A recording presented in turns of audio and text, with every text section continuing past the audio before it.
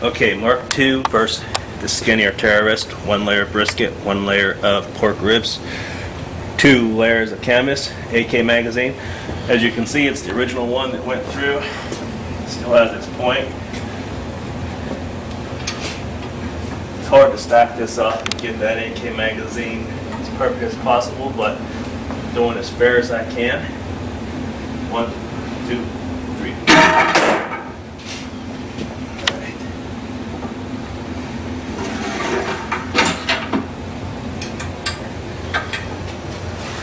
Better that time.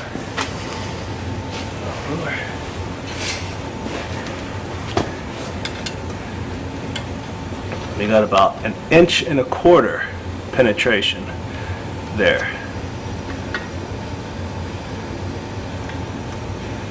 And what did we do?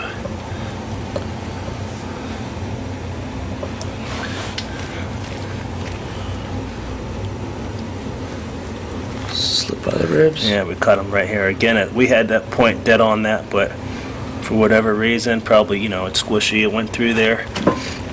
But I don't think we killed him. We didn't get through his... Oh, maybe this is it.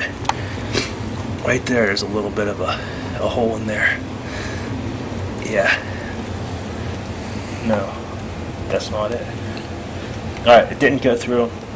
I tried to find it, but the terrorist is not leaking right now. So, believe it or not, the AK, well, let me see here. I would definitely, as honest as I can be, that's 1 7/16. This, as honest as I can be, is 1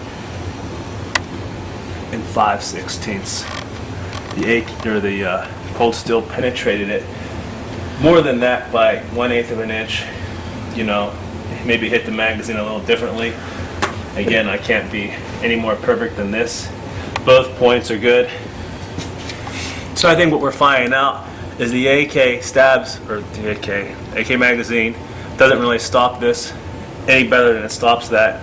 The cold steel goes through it a little bit more. They both go through all the meat you can put in front of them. The Tanto pushes more blade through. The Tanto has a much wider wound channel.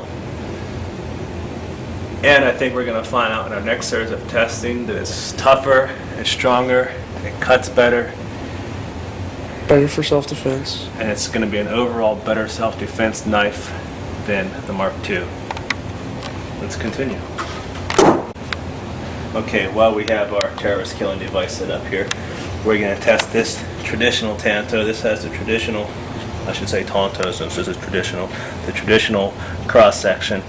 Let's just see how it does against our terrorist.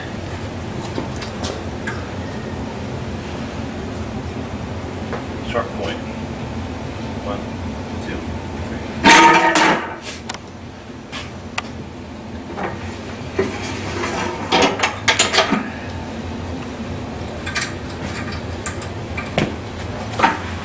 Okay.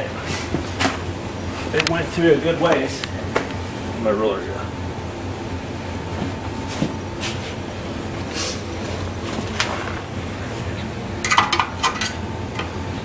That had, call that 1 3/4. So it went through probably 1/4 inch more than the cold steel knife. And of course it skated the rib out of the way. Here's the hole. Made a tiny hole through the pork, and then here's its tiny little hole there. I say tiny because it's not stuck in my side. I wouldn't want that, but so again, I think we've injured that terrorist with the traditional knife. We've injured him severely with the Tanto, and the Mark III, we scared him pretty bad. Mark II, we scared him pretty bad. Now let's see how these 3 knives stack up against each other in cutting and strength and self-defense cuts, as in snap cuts. We've calibrated our machine, already stabbed it into dense foam to equal roughly my strength, and people can just probably people who can stab harder than me, there's people who can't. We have this meat brisket. We've declared that the Tanto will go through the whole stack of brisket. So now we're just going to confirm that by hand I can put this blade the whole way through all of our meat brisket. Plus, we're avoiding those pre-cut marks, plus the double layer of canvas. Okay? Let's see how I do. Oh, it's pretty easy.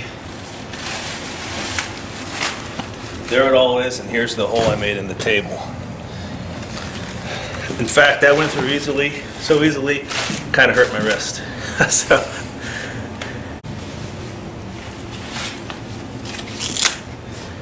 okay, of our 3 knives here, you saw the test with the controlled stabbing, and now, we're judging these knives on the self-defense practicality of them, and we'll talk about a snap cut. What a snap cut is, in a self-defense situation or a knife fight, it's like a jab. It's just a quick out and in. And that's actually why the cold steel Tanto, the main use of the Yokote, our secondary point in here, is for the snap cut. Meaning that it's the fastest cut that you can make in a self-defense situation. You simply just snap it out, whip it out, make contact, and bring it back. And what happens is the Yokote starts to, that small area starts to cut into it. So you'll see here we have 2 layers of canvas and some of our brisket.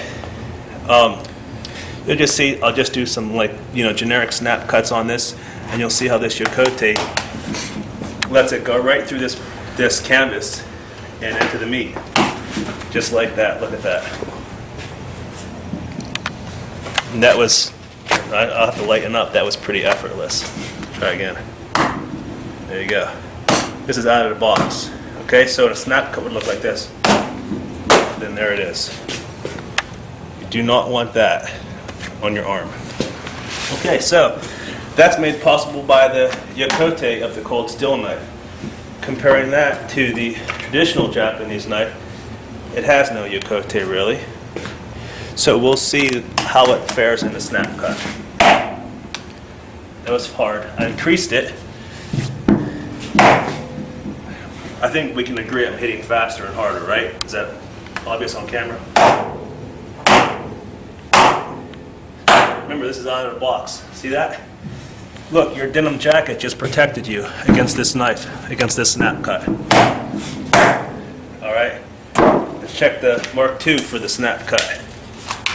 Again, if you're carrying a knife for a self-defense situation, you should be aware of the snap cut. All right? We'll see how this does.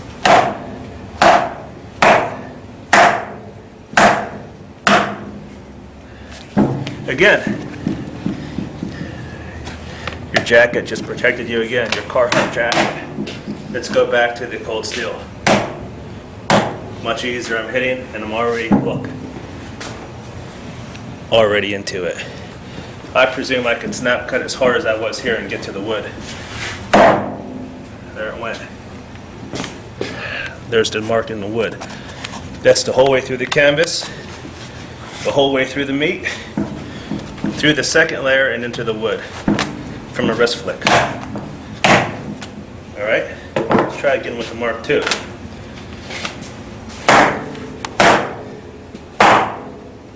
You see how fast the snap cut is? In and out. Unfortunately, I broke through that time. I probably hit that spot 3 times though. Unfortunately, the bad guy in the denim jacket is doing pretty well. Let's try the traditional